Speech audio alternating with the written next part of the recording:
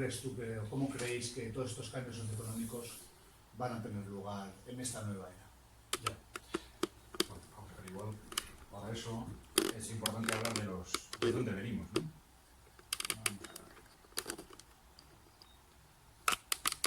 Hemos hablado del agotamiento del modelo económico, ¿no? ¿Y cuáles son las bases de ese agotamiento? ¿Por qué está agotado el modelo económico, ¿no? Bueno, ahí voy a intentar sintetizar un poco porque hay muchas teorías, opiniones distintas, etc. Pero si partimos de la Segunda Guerra Mundial, tenemos aproximadamente 20, 30 años, hasta los años 70, aproximadamente un periodo con un crecimiento altísimo en todo Occidente, ¿no? Un crecimiento muy alto es lo que se ha llamado la edad dorada del capitalismo, ¿no? Un crecimiento muy alto, además compatibilizado con un desarrollo social muy importante. Se crean lo que ahora llamamos el estado del bienestar, se crea entonces, ¿no? Entonces, las empresas tienen beneficios muy altos, los salarios crecen de acuerdo con ese crecimiento, crecen bastante, se crean los estados sociales, se desarrollan los servicios sociales, etc. Bueno, luego viene la crisis de los 70. Y durante esa crisis de los 70 hay una percepción en general en Occidente de que hay que cambiar de modelo. Hay que cambiar de modelo porque económicamente ha dejado de funcionar. Esa edad dorada ha dejado de funcionar. ¿En qué perciben fundamentalmente que ha dejado de funcionar? En que los beneficios de las inversiones no son suficientes. Claro, vivimos en un modelo que depende de los beneficios de las inversiones. Las empresas públicas no, pues las empresas privadas, que son el modelo dominante, no funcionan si los inversores no tienen suficiente incentivo, si no ganan lo suficiente, ¿no? Eso es evidente, ¿no? Invierten las empresas, no, el objetivo de las empresas no es producir bienes y servicios. El objetivo del empresario es ganar dinero. Produce bienes y servicios como un instrumento para ganar dinero, ¿vale? Si no gana dinero, no invierte. Entonces, su interpretación era que la economía ha dejado de funcionar porque las inversiones ya no son suficientemente rentables, ¿no? Y entonces, en los años 70, es cuando se empieza a trabajar un nuevo modelo, lo que hemos llamado un modelo neoliberal, ¿no? Es decir, bueno, vamos a poner en marcha una serie de medidas para que esas inversiones sean suficientemente rentables. Fundamentalmente estamos hablando de las inversiones de las grandes empresas, claro, que son las que inciden políticamente, ¿no? Pero, ¿esas medidas cuáles son? Bueno, por un lado está lo que normalmente le atribuimos al neoliberalismo. Pues ir progresivamente recortando el gasto social, ir debilitando los sindicatos, ir moderando el crecimiento de los salarios, ir bajando los impuestos de las empresas, todo en la misma línea. Todo eso no se hace por fastidiar a la gente, se hace para que la rentabilidad de las inversiones sea mayor. Tiene una lógica, ¿no? Pero la lógica de fondo siempre es la misma. También se pone en marcha lo que luego hemos llamado globalización. Y el objetivo de la globalización es el mismo. Es decir, esas grandes empresas occidentales que piensan que no tienen suficientes beneficios, quieren aumentar esos beneficios ampliando sus mercados al conjunto del mundo. Y además disponiendo de mano de obra barata, que es una constante, ¿no?, en la generación de beneficios de las empresas. Más movimientos, la incorporación masiva de la mujer al mercado de trabajo. Para nosotros fue muy importante ver unos documentos del movimiento feminista nórdico de los años 70, donde dicen, bueno, se está produciendo, de fines de los años 70, se está produciendo la incorporación masiva de la mujer al mercado de trabajo, y decían, esto está muy bien, pero esto será repartir el trabajo, ¿no?, entre hombres y mujeres, no será añadir trabajo, ¿no? Decían, para que no sea añadir trabajo, ¿qué hay que hacer? Entonces, en los países nórdicos trabajaban 45 horas a la semana. Decían, no, hay que bajar ya a 30 horas, de 45 a 30, y luego, según cuántas mujeres se incorporan al mercado de trabajo, pues igual hay que bajar más. Eso es lo que se hizo, ¿no? No exactamente, ¿no? ¿Qué se hizo? Pues añadir 40 o 45, 40 horas de trabajo por unidad familiar.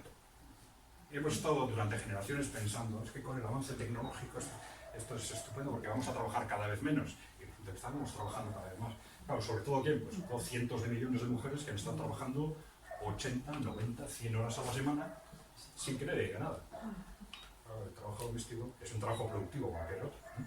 no se compra y se vende en el mercado, pero es un trabajo productivo como cualquier otro, ¿no? Y ni modo, ¿no? Durante generaciones, ¿no? Pero claro, eso ha sido muy importante para, al final, que las empresas dispongan de mucha mano de obra barata y también para mantener viva la economía, ¿no? Aproximadamente 1/3 de la creación de riqueza durante estos 40 años se ha conseguido del crecimiento, 1/3 del crecimiento gracias a esa, vamos a decir, sobreexplotación de la mano. Es un tema clave. Y es sorprendente, porque ahora incluso se está hablando, pues, eso debería repartirse más entre hombres y mujeres, sí, pero sigue siendo repartir esas 40 horas de trabajo añadidas. Claro, no es el único factor en el hundimiento demográfico, pero es evidente que es probablemente el factor fundamental. Pero es algo de lo que ni se ha hablado durante todo esto. Bien. A pesar de todo esto, la economía no chutaba, sorprendentemente, ¿no? A pesar de todas esas medidas que no se tomaban de un día para otro durante todos esos 40 años, ha sido una tensión progresiva, ¿no?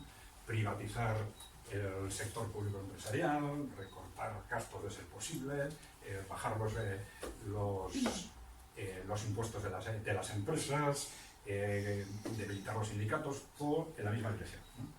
Un movimiento muy importante dentro del proceso de globalización fue un pacto, luego igual no sale desde otro punto de vista, pero bueno, un pacto histórico del que oíais hablar en su momento entre esas grandes multinacionales y el Partido Comunista Chino, que empezó con aquellas visitas de las que se habló mucho de Nixon, Kissinger y Rockefeller a China.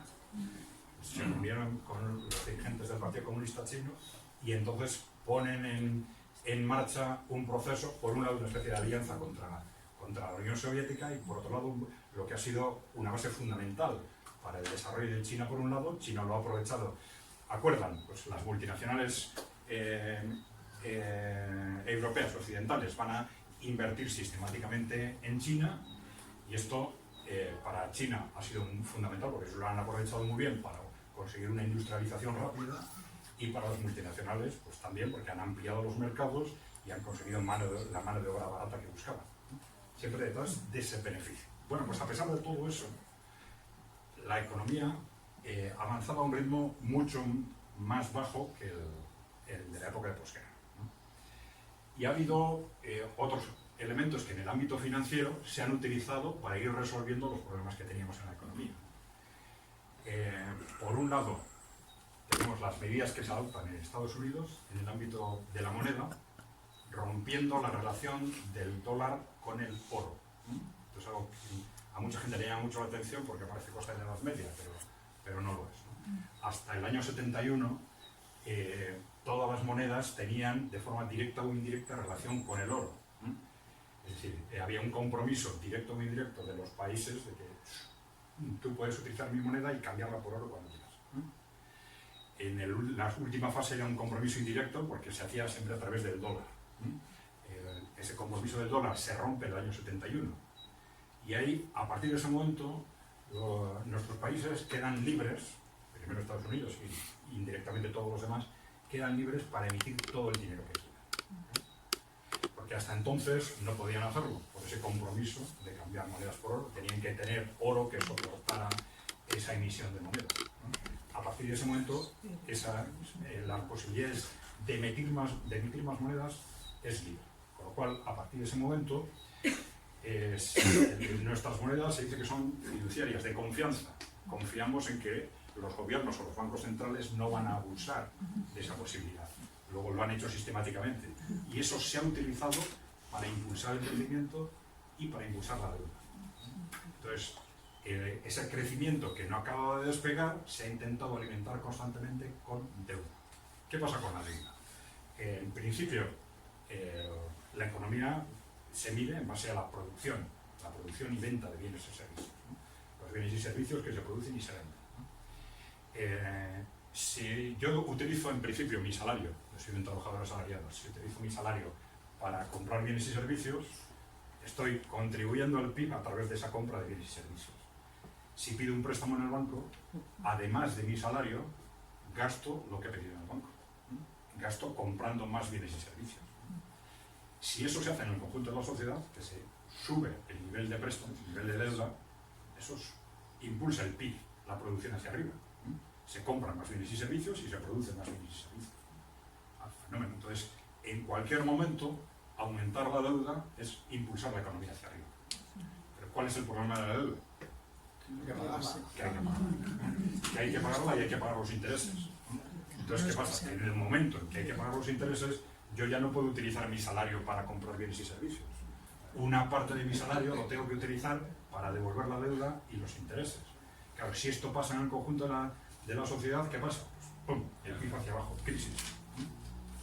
Bueno, ¿y por qué eso no ha pasado durante estos 40 años? Pues porque cuando llegó ese momento de que el conjunto del endeudamiento tiraba hacia abajo, lo hemos arreglado con más deuda. Con más deuda. Esa inyección de dinero que decimos de los bancos centrales se transforma en deuda.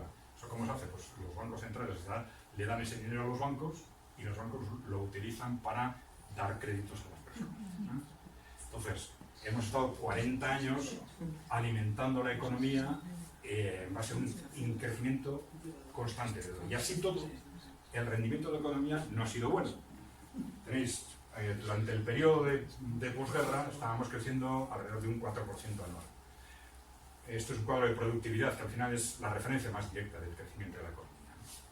Productividad es lo que producimos con una hora de trabajo, como media. ¿Vale? Se supone que con el avance tecnológico, la formación, científico, tal, somos capaces poco a poco de, con el mismo esfuerzo, con una hora de trabajo, producir más. Eso es lo que nos da el avance de la economía. Bueno, pues ese avance era alrededor de un 4% en el periodo de posguerra y cae de forma bastante rápida en el periodo neoliberal, cada vez más, cada vez más, cada vez más. En la primera parte se puede explicar fácilmente. ¿Por qué? Porque si vemos no ya el periodo de posguerra, sino si vemos lo que ha pasado desde el comienzo del capitalismo, digamos, este era un crecimiento anormal, extraordinario. No voy a entrar ahora en las causas porque nos llevaría mucho. Pero si vemos los periodos anteriores, el crecimiento medio desde que surge la revolución industrial, pues podía estar alrededor del 1 o 5%. Con lo cual, dices, bueno, de alguna forma hemos superado ese periodo anormal y estamos volviendo a lo que es el nivel de crecimiento natural del capitalismo. Pero lo que hemos visto es que no solo nos manteníamos ahí, sino que el crecimiento de la productividad iba a menos, y en los últimos 10-15 años estamos entre el 0 y el 0,5, o sea, una situación prácticamente de estancamiento. Claro, del crecimiento de la productividad es donde salen los beneficios de las empresas, los salarios, etc. Entonces, claro, lógicamente la pelea por ese reparto entre salarios y beneficios se hace cada vez más difícil si no hay un incremento de productividad. ¿Vale? Entonces, esa es una razón fundamental para explicar por qué se está viendo que la economía está estancada, ¿no? Ese estancamiento de la productividad. Pero la otra es, digamos, las razones o los instrumentos que se han utilizado para mantener viva la economía, que ya los hemos comentado. Uno es esa sobreexplotación de la mujer con el hundimiento demográfico. Entonces, hemos mantenido viva la economía a costa de hundir la demografía, que supone también a la vez hundir la economía del futuro, y con un incremento constante de deuda que sabemos que no puede seguir mucho tiempo. Entonces, esto no es que lo sepamos nosotros, ellos también lo saben, y lo saben ya desde hace mucho tiempo, que la deuda va a más, y la economía no chuta. Entonces, esos son los factores clave que les han dicho a todos que